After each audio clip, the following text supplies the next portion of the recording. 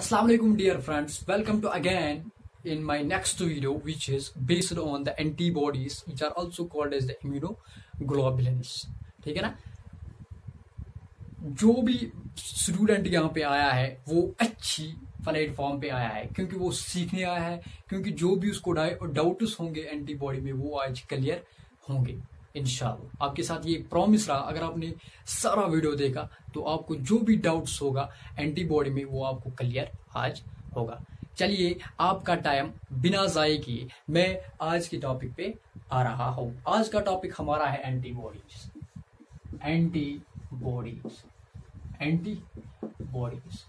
Antibodies जो होती है, एंटीबॉडीज का जो दूसरा नाम है वो है इम्यूनोग्लोबुलिन्स।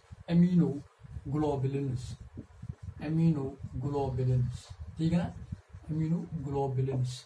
जो एंटीबॉडी मैंने आपको बोला, जो एंटीबॉडी है, एंटीबॉडी का दूसरा नाम है इम्यूनोग्लोबुलिन्स। वैसे इसका जो नाम था वो एंटीबॉडी था। अब इम्यूनोग्लोबुलिन्स क्यों कहते हैं इसको, क्या वजह है इसको इम्यूनोग्लोबुलिन्स भी नाम दिया है? आप ये याद रखो कि जो ये एंटीबॉडीज है ये proteinaceous in nature, glycoprotein in nature होते हैं। ठीक है ना। यहाँ पे जो हमारे ह्यूमन बॉडी में एंटीबॉडीज है उसमें कार्बोहाइड्रेट पार्ट भी होता है, उसमें प्रोटीन पार्ट भी होता है, इसीलिए जो इनका नेचर है एंटीबॉडीज का वो है ग्लाइकोप्रोटीनिक। ठीक है ना। अब इसमें प्रोटीन है, there are different class of the protein, so different class of different functions. क्योंकि अगर हमारे पास कुछ प्रोटीन्स है वो हम एक ग्रुप में कैटेगराइज करेंगे। ठीक है ना। एक ग्रुप में हमने प्रोटीन्स कुछ कैटेगराइज किए, उनकी क्या फंक्शन थी? उनकी फंक्शन ये थी कि वो एक्ट करते हैं एज एंटीजन, वो एक्ट करेंगे एज पैथोजन। कोई भी होगा, जो वायरस होता है वो क्या होता है, वो प्रोटीन होता है, वहां पे कैप्सोमर्स होता है। ठीक है ना, वहां पे कैप्सोमर्स होते हैं। वो भी तो पार्टिकल है प्रोटीन का, बट उनकी डिफरेंट फंक्शन है। उनकी क्या फंक्शन है? वो उनको पैथोजेनिसिटी है, वो ऑर्गेनिज्म में पैथोजेनिसिटी कॉज करते हैं। इसी तरह कुछ प्रोटीन्स एक ग्रुप में कैटेगराइज किए गए हैं, उस ग्रुप का नाम था ग्लोबुलिन। ठीक है ना। प्रोटीन का एक ग्रुप है उसका नाम है ग्लोबुलिन। ये एक डाइवर्स ग्रुप है प्रोटीन्स का। इसमें जो भी प्रोटीन है वो क्या करता है, वो एक्ट करता है एज एंटीबॉडी, वो एक्ट करेगा एज एंटीबॉडी। इसीलिए इनका दूसरा नाम है इम्यूनोग्लोबुलिन्स। इम्यूनोग्लोबुलिन्स मीन्स ये एक ग्रुप में आते हैं, प्रोटीन के ग्रुप में, उसका नाम है ग्लोबुलिन। एंड उसमें जो भी प्रोटीन्स आते हैं वो एक्ट करते हैं as antibodies, and these immunoglobulins, these proteins are associated with the immune system. These are associated with the antibodies. That's why these are called as the immunoglobulins. So आपने याद रखा कि जो एंटीबॉडीज है इनका दूसरा नाम है इम्यूनोग्लोबुलिन्स। एंड इम्यूनोग्लोबुलिन जो होता है ये रिप्रेजेंट करते हैं हम IG से। ठीक है ना। IG से हम रिप्रेजेंट करते हैं। I means immuno and G means globulin. ये आपने याद रखा। अब बात करेंगे हम, जो एंटीबॉडी है ये क्या है, एक्चुअली क्या है। हमने अभी नहीं देखा कि ये एंटीबॉडी है तो है क्या। सो भाई आप यहाँ पे देखो, मैं आपको बोलूंगा कि ये एंटीबॉडी एक्चुअली होती क्या है, बट मैंने आपको ये बोला कि इनका नेचर क्या होता है। इनका नेचर मैंने आपको बोला कि ये ग्लाइकोप्रोटीन की नेचर होते हैं। इनमें कार्बोहाइड्रेट पार्ट भी होता है, इनमें प्रोटीन पार्ट भी होता है। अब सवाल है कि ये एंटीबॉडीज है क्या। Antibodies are the components of, These are the components of immune system। ठीक है ना। इम्यून सिस्टम जो होता है, इम्यून सिस्टम का एक कंपोनेंट है एंटीबॉडी। ठीक है ना। जिस तरह जो भी, मतलब मैंने आपको पहले लेक्चर में बोला था कि इम्यून सिस्टम किसका बना होगा, इम्यून कॉम्प्लेक्सेस का, इम्यून मॉलिक्यूल्स का। इसी तरह जो एंटीबॉडी है ये भी एक मेंबर है किसका, इम्यून सिस्टम का। इम्यून सिस्टम का एक मेंबर है एंटीबॉडी। ये भी इम्यूनिटी प्रोवाइड करने में इसका रोल है। ठीक है ना। इसी तरह मैंने भी लिखा कि ये एक कंपोनेंट है किसका, इम्यून सिस्टम का। ये क्या करता है, that fights with the antigen और फॉरेन पार्टिकल। सो मैंने आपको बोला कि जो एंटीबॉडी है, जो इम्यूनोग्लोबुलिन है, ये क्या है, These are the molecules of the immune system. These are the components of the immune system. भाई इनकी फंक्शन क्या है? इनकी फंक्शन ये है कि ये फाइट करते हैं. These fights with the antigen. These fights with the foreign particle. जो भी foreign particle हमारी बॉडी में आएगा, जो भी एंटीजन हमारी बॉडी में आएगा, जो भी पैथोजन जो डिजीज काजिंग होगा, इन्फेक्शन काजिंग होगा, वो हमारी बॉडी में आएगा. हमारे इम्यून सिस्टम में कुछ मॉलिक्यूल्स होते हैं, वो है एंटीबॉडीज. वो रिलीज होता है, वो फिर फाइट करते हैं with that pathogen, with that antigen, with that foreign particle, and हमारी बॉडी को बचाता है. ये है एंटीबॉडीज. एंटीबॉडीज का दूसरा नाम इम्यूनोग्लोबुलिन्स. एंटीबॉडीज क्या होते हैं ये मैंने आपको बोला, ठीक है ना. अब सवाल ये है कि जो ये इम्यूनोग्लोबुलिन है, जो एंटीबॉडीज है, इनका नेचर भी मैंने आपको बोला, इनका दूसरा नाम भी मैंने आपको बोला, इनकी डिफिनेशन भी मैंने आपको बोला. अब ये सवाल है कि ये कहाँ प्रेजेंट होते हैं, ये कहाँ प्रेजेंट होते हैं. एक तो ये ब्लड में होते हैं, ठीक है ना. ब्लड में आपको एंटीबॉडीज मिलेंगी. ब्लड में जो प्लाज्मा होता है, प्लाज्मा आपको पता है प्लाज्मा क्या होता है. प्लाज्मा में कुछ प्रोटीन्स होते हैं, उनका नाम है प्लाज्मा प्रोटीन्स. प्लाज्मा प्रोटीन्स अगर हमारे पास 100% है, हमारे ब्लड में जो प्लाज्मा प्रोटीन्स है वो 100% है, ठीक है ना. मानो 100 जो प्रोटीन्स है वहां पे ब्लड प्लाज्मा में, बट वहां पे जो 20 प्रोटीन्स होंगे वो इम्यूनोग्लोबुलिन्स होंगे, वो एंटीबॉडीज होंगे. वो दैट मीन्स कि जो ये एंटीबॉडी है ये बनाता है 20%. ये बनाता है 20%. ये बनाता है 20% किसका? Total plasma proteins. Total plasma proteins क्या होंगे? उसका जो 20% होगा वो होगा वहां पे एंटीबॉडीज. ये भी आपने याद रखा. अब सवाल ये है कि ये कहां पे प्रेजेंट होते. एक तो मैंने आपको बोला ब्लड, एंड दूसरा होता है लिम्फ, एंड तीसरा होता है surface of the plasma cell. ये surface of the plasma cell आपको अभी समझ आएगा कहां पे. Surface of the plasma cell, surface of the plasma cell. एक तो ये ब्लड में होते हैं, एंड दूसरा ये लिम्फ में होते हैं, एंड तीसरा जो प्लाज्मा सेल होती है उसके सरफेस में भी प्रेजेंट होती है. अब ये भी आपने देखा कि ये कहां पे प्रेजेंट होते हैं. अब ये हम देखेंगे कि ये कहां से जनरेट होते हैं, ये कहां से सिंथेसाइज होते हैं, क्योंकि ये आपको पूरा पता होना चाहिए. अब आपको ये देखना है कि ये कहां से सिंथेसाइज होते हैं, ये कहां से बनते हैं, फिर ये ब्लड में ट्रांसफर होते हैं. मैंने इससे पहले जो मेरा लेक्चर था वहां पे मैंने आपको बोला था कि जो लिम्फोसाइट्स है, लिम्फोसाइट्स हमारी 2 टाइप्स की है. एक तो बी लिम्फोसाइट्स, एंड दूसरी जो टी लिम्फोसाइट्स. ये लिम्फोसाइट्स कहां पे प्रेजेंट होते हैं ये भी मैंने आपको बोला कि ये लिम्फाइड ऑर्गन्स में प्रेजेंट होते हैं. वहां पे मैंने आपको बोला कि जो लिम्फाइड ऑर्गन्स है वो 2 तरह के होते हैं, primary lymphoid organ, secondary lymphoid organ, ठीक है ना. प्राइमरी को मैंने दूसरा नाम बोला था सेंट्रल लिम्फाइड ऑर्गन, एंड जो सेकेंडरी था उसका मैंने आपको पेरिफेरल लिम्फाइड ऑर्गन्स भी नाम बोला था. अब यही सवाल है कि जो ये बी सेल्स है, बी लिम्फोसाइट्स है, टी लिम्फोसाइट्स है, ठीक है ना. बी लिम्फोसाइट्स आपको पता है ये बोन मैरो में, प्राइमरी लिम्फाइड ऑर्गन, ठीक है ना, ये वहां पे मेजर होता है. इसी तरह जो टी लिम्फोसाइट ये थाइमस में होता है, वो भी फिर ये सेकेंडरी लिम्फाइड ऑर्गन्स में जाते हैं, वहां पे एक्टिव रहते हैं, ठीक है ना. वहां पे एक्टिव रहते हैं किसके लिए? अपनी फंक्शन के लिए. जो इनकी अलग अलग फंक्शन है वो फंक्शन करने के लिए वहां पे ये एक्टिव रहते हैं, सेकेंडरी लिम्फाइड ऑर्गन्स. अब ये देखते हैं कि ये कहां से सिंथेसाइज होते हैं. चलो ठीक है, ये मैंने आपको बोला था बी लिम्फोसाइट्स, टी लिम्फोसाइट्स, ठीक है ना. मैंने आपको बोला था lymphocytes are of 2 types, B lymphocytes and T lymphocytes. भाई जो ये बी लिम्फोसाइट्स है, बी लिम्फोसाइट्स मैंने आपको बोला था कि जो बी लिम्फोसाइट्स है ये 2 तरह की होती है, ठीक है ना.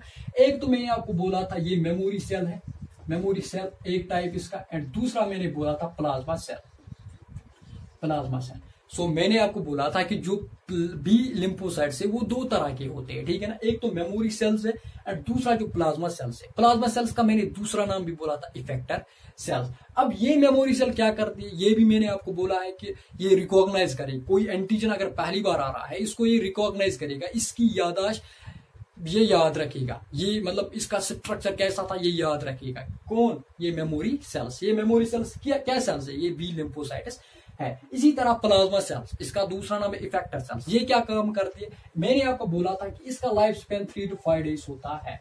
3 to 5 डेज के दौरान ये क्या करता है, ये एंटीबॉडीज कंटिन्यूअसली सिक्रीट करता है, ठीक है ना, बनाता है फिर सिक्रीट करता है. 3 to 5 डेज इसकी लाइफ स्पेन है, टोटल लाइफ स्पेन. इसके दौरान क्या करती है, ये कंटिन्यूअसली ये कंटिन्यूअसली एंटीबॉडीज बनाता है, फिर उनको ट्रांसफर करता है, ठीक है ना, to the blood, to the lymph, या जहां पे मैंने आपको बोला। अब ये सवाल है कि ये प्लाज्मा सेल्स है। अब प्लाज्मा सेल्स के सरफेस पे मैंने आपको पहले बोला था, प्लाज्मा सेल्स जो होती है इसके सरफेस में भी एंटीबॉडीज प्रेजेंट होते हैं। सो जाहिर सी बात है कि यही रिलीज कराती है, वो ब्लड में जाती है, लिम्फ में जाती है, इसके सरफेस में भी कुछ रहती है, ताकि जो फ्यूचर के लिए, फ्यूचर में अगर किसी एंटीजन, किसी पैथोजन ने अटैक किया, उसके लिए जो एंटीबॉडीज है वो इसने सरफेस पे रखी होती है। ये भी आपने देखा। अब ये सवाल है कि ये इसको कौन स्टिमुलस देता है, इसको कौन बोलता है कि आप रिलीज करो एंटीबॉडीज। देखो, टी सेल्स मैंने आपको बोले थे, टी सेल्स के डिफरेंट टाइप्स है, 4 टाइप्स मैंने आपको बोले थे, मेमोरी सेल्स, साइटोटॉक्सिक सेल्स, ठीक है ना। इसी तरह हेल्पर टी सेल्स, जो हेल्पर टी सेल्स है मैंने बोला था कि इनका डायरेक्ट रोल इम्यूनिटी में नहीं है, बट इनको क्या होता है, ये स्टिमुलेट करता है जो बाकी इम्यून सेल्स है, इम्यून कंपोनेंट्स है, उनको स्टिमुलेट करना ये साइटोटॉक्सिक, ये टी हेल्पर सेल की काम होती है। इसी तरह जब कोई एंटीजन, कोई पैथोजन हमारी बॉडी में आएगा तो टी सेल क्या करती है, टी सेल स्टिमुलस भेजती है। टी सेल स्टिमुलस तब भेजेगा जब कोई एंटीजन, जब कोई पैथोजन हमारी बॉडी में आएगा, ठीक है ना। सो पहले जरूरी है कि एंटीजन जाए हमारी बॉडी में, कोई पैथोजन जाए हमारी बॉडी में, फिर ये टी सेल स्टिमुलस भेजता है। किसको? बी सेल को। बोलता है बी सेल को, भाई यहां से तो दुश्मन आ रहा है बॉडी में, तो हमें बचाना है, हम कैसे अपनी बॉडी को बचाएंगे, तो आप क्या काम करो, आप एंटीबॉडीज रिलीज करो। ताकि मैंने आपको बोला एंटीबॉडीज क्या करती है, वो प्रोटेक्ट करती है, वो फाइट करती है विद दैट पैथोजन, ठीक है ना। सो ये एंटीबॉडीज फिर रिलीज करवाती है। अब ये भी आपने देखा कि किस तरह से जनरेशन होती है, फिर काम करती है, ये भी आपने देखा। अब देखो, स्ट्रक्चर में आपको क्या याद रखना है, अगर स्ट्रक्चर में यहाँ पे देखूंगा, स्ट्रक्चर में क्या आपको याद रखना है, स्ट्रक्चर में आपको याद रखना है कि ये वाई लेटर होता है। यहाँ पे मैं आपको इमेज में भी शो करूंगा, ठीक है ना, इमेज से आप देख लोगे, जो मैं बोलूंगा वो आपको इमेज पे नजर आएगा, ठीक है ना।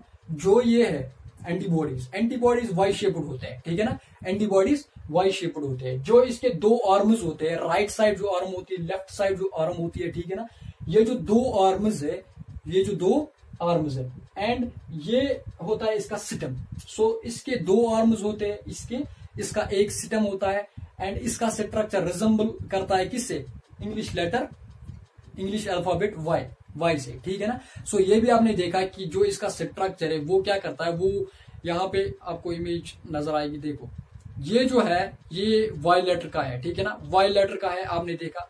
सो 2 आर्म्स है, राइट एंड लेफ्ट आर्म्स, ठीक है ना, एंड एक सिटम है एंड 2 आर्म्स है, ठीक है ना, 2 आर्म्स है, ये भी आपने देखा। अब आपको ये याद रखना है कि जो एंटीबॉडी है उसके 4 पॉलीपेप्टाइड चेन्स होते हैं, ये थ्योरी है। आप यहाँ पे आपको इमेज शो हो रही है, आप इस पे ध्यान रखना, मैं जो बोलूंगा वो आपको इमेज से मिलेगा, ठीक है ना।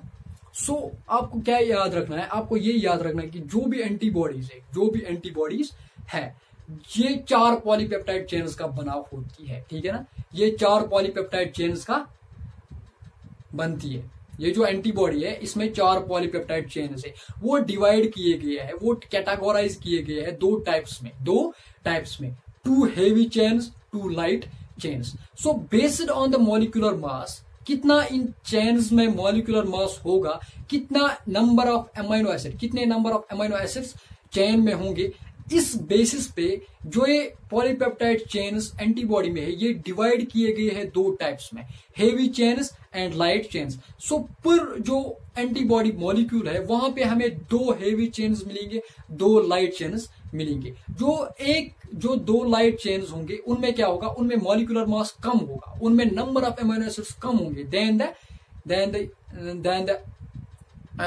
द हेवी चेन, ठीक है ना। हेवी चेन में ज्यादा होंगे, ज्यादा मॉलिक्यूलर मास होंगे, इसीलिए उनका नाम हेवी चेन्स है। ये भी आपने देखा। अब सवाल ये है कि अब आपको ये याद रखना है कि जो एंटीबॉडी है, यहाँ पे आपको नजर आ रहा है जो एंटीबॉडी है, जो इसके आर्म्स है, जो इसका आर्म्स पार्ट है, ठीक है ना, जहां से सिस्टम स्टार्ट होता है एंड जहां तक सिस्टम एंड होता है।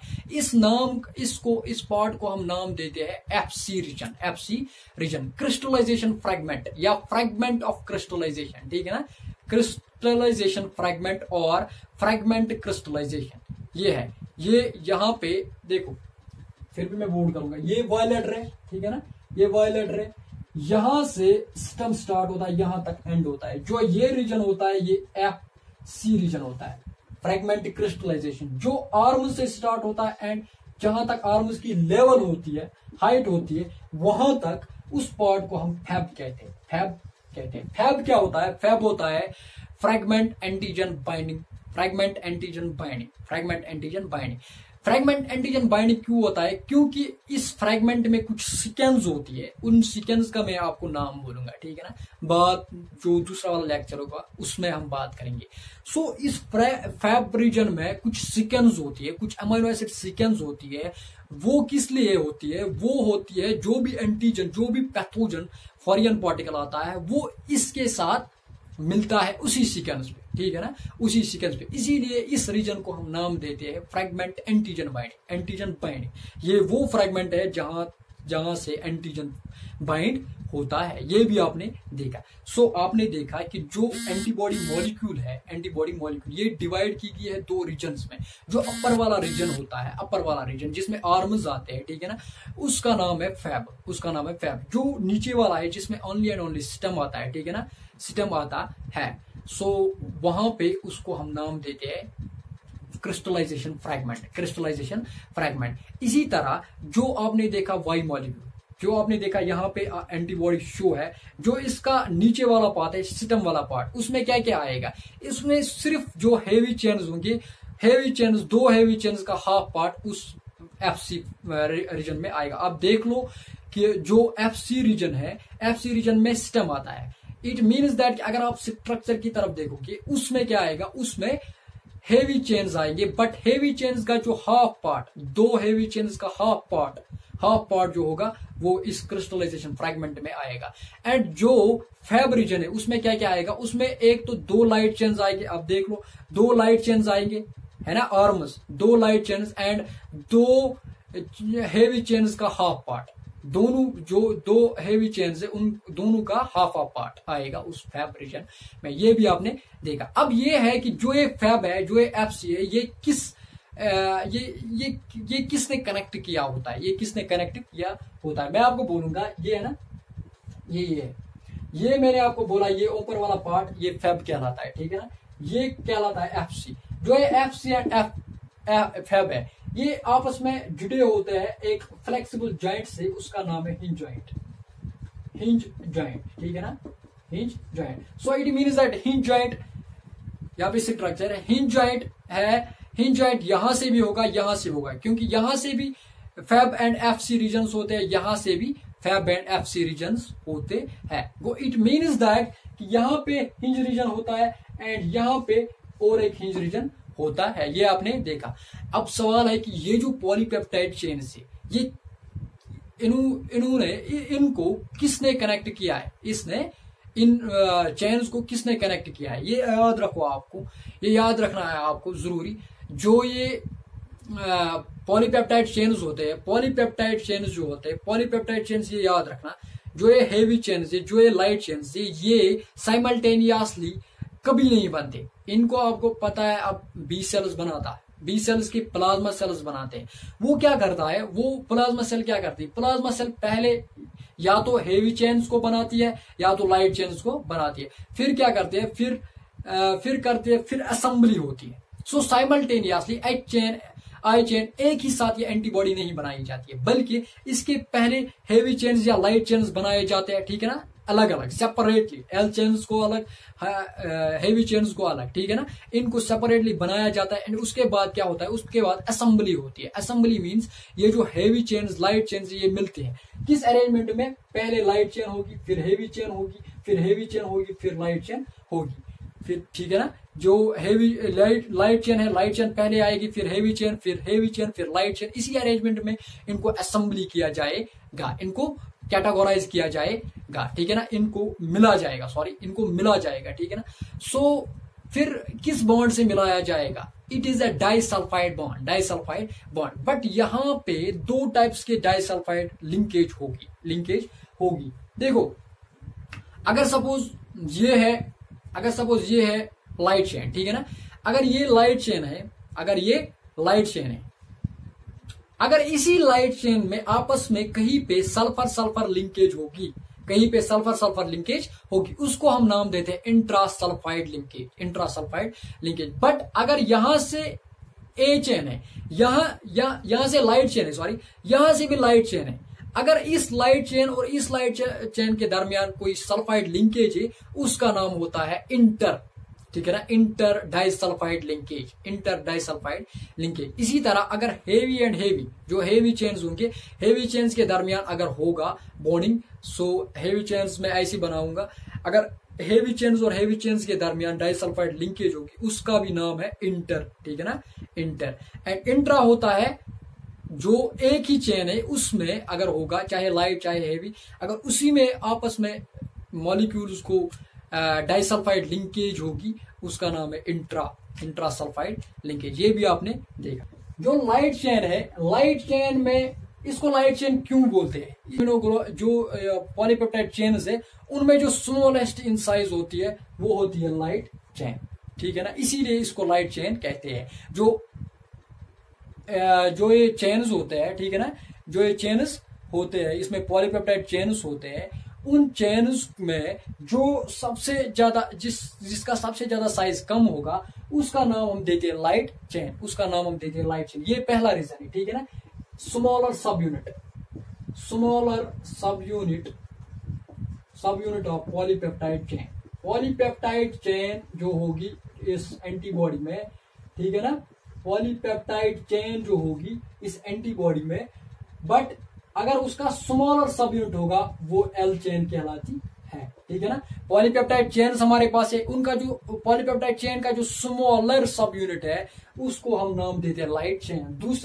दूसरी चीज, यहाँ पे 220 अमीनो एसिड्स होते हैं, टोटल अमीनो एसिड्स, ठीक है ना। यहाँ पे जो ये लाइट चेन होती है, ये 220 अमीनो एसिड्स की बनी होती है। एंड इसका जो मॉलिक्यूलर मास होता है वो 25 किलो डाल्टन होता है। किलो डाल्टन आपको पता है, kilo dalton is equal to 1000 dalton, and it is equal to 25,000 dalton. So आपने देखा कि जो स्मॉलर सब यूनिट है, किसका स्मॉलर सब यूनिट पॉलीपेप्टाइड चेन का है, जो स्मॉलर सब यूनिट पॉलीपेप्टाइड चेन का होगा, जो एंटीबॉडीज में प्रेजेंट होते हैं, ठीक है ना, वो कहलाता है लाइट चेन। एंड जिसका अमीनो एसिड नंबर होगा 220, ठीक है ना, एंड जिसका मॉलिक्यूलर मास 25 किलो डाल्टन होगा, ठीक है ना, 25 किलो डाल्टन होगा। अब हमारे पास दो तरह के लाइट चेन्स होते हैं। एक तो हमारे पास होते हैं लम्बडा एंड दूसरा होता है कापा, ठीक है ना। हमारे पास दो तरह के लाइट चेन्स होते हैं, एक लम्बडा एंड दूसरा कापा। देखो, अगर हमारे पास एंटीबॉडी है, एंटीबॉडी में दो हेवी चेन्स, दो लाइट चेन्स, जो ये दो लाइट चेन्स है, या तो ये कापा नेचर होंगी, या तो ये दोनों चेन्स कापा इन नेचर होंगी, ठीक है ना, कापा टाइप, या तो ये दोनों चेन्स लम्बडा टाइप होंगे।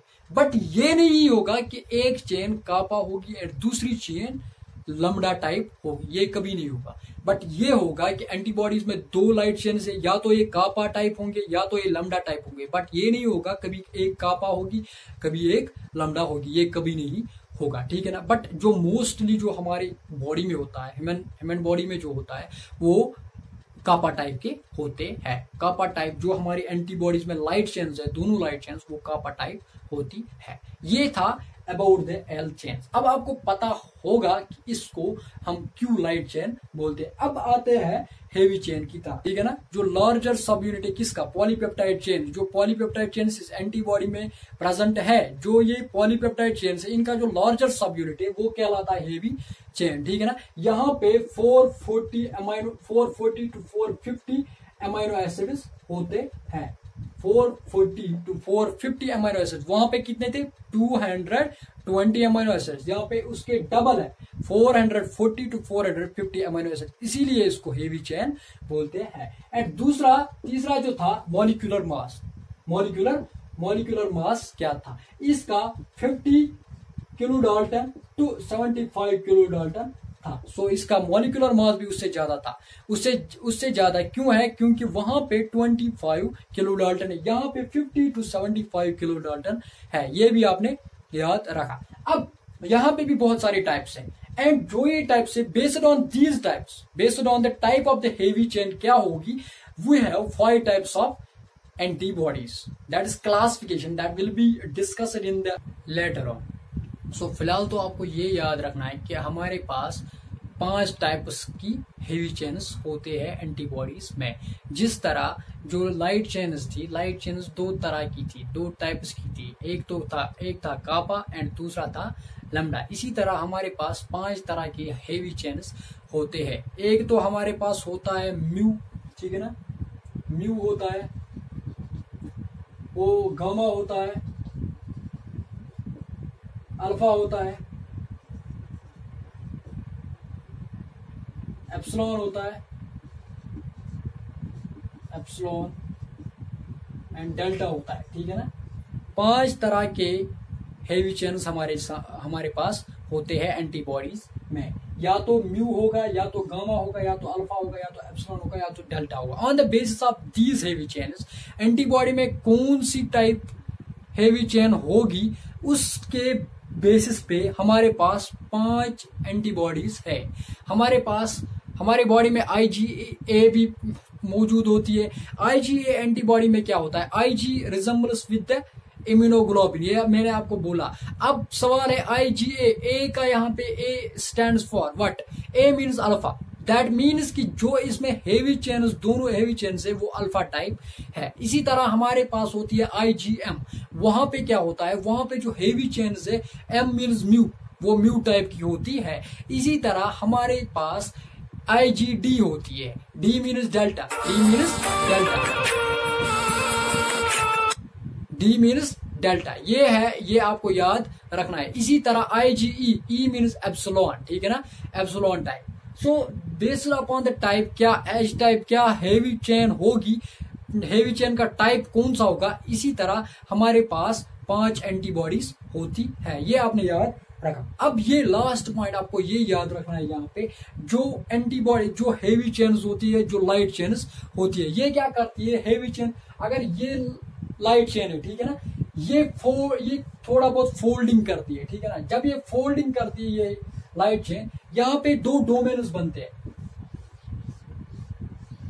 ये थी लाइट चेन का जो साइज था वो इतना था, ठीक है ना, इतना साइज था। बट इसने जब फोल्डिंग की इसका साइज थोड़ा बहुत कम भी हो गया।